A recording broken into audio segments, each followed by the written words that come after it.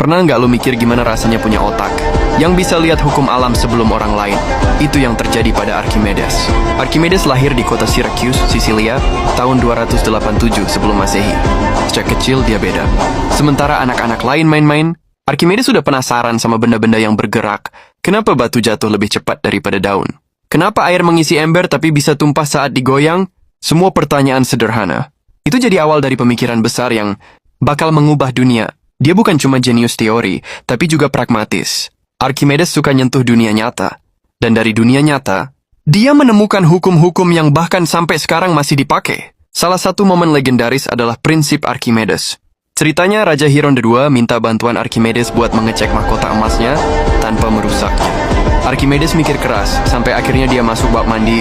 Dan begitu air tumpah, dia teriak, "Eureka!" Mau nonton full di YouTube dan lanjut part 2 Archimedes saat nemuin tuas dan katrol.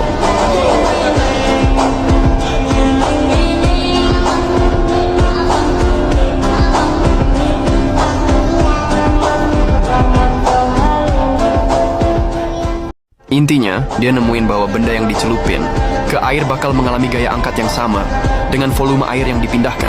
Itu bukan cuma teori keren.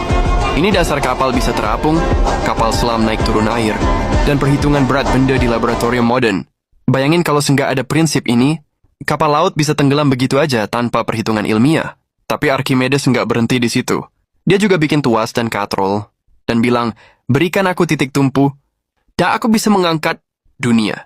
Bayangin dia udah ngerti. Mekanika sederhana yang jadi dasar, alat-alat modern, dari derek pelabuhan sampai alat fitness, ribuan tahun sebelum Newton lahir. Dan kalau lu pikir itu cuma soal main-main di laboratorium, salah. Archimedes juga mikir soal perang dan pertahanan kota. Waktu Syracuse diserang Romawi, Archimedes bikin mesin-mesin perang, katrol raksasa buat ngangkat kapal, cermin pembakar matahari yang bisa membakar kapal musuh, bahkan alat-alat pelempar batu raksasa. Dia bukan cuma ilmuwan, tapi engineer perang yang inovatif. Sekarang coba kita bawa teori Archimedes ke dunia modern. Misal prinsip apung. Kapal laut terapung karena volume air yang dipindahkan sama dengan berat kapal. Kapal selam bisa naik turun karena menambah atau mengurangi air di tangki balast. Bahkan pengukuran volume benda padat, dari emas sampai batu meteor masih pakai hukum Archimedes. Bahkan kita bisa tarik analoginya ke bumi. Misal kerak bumi dan laut. Kerak samudera lebih tipis dan padat, sedangkan kerak benua lebih tebal tapi lebih ringan.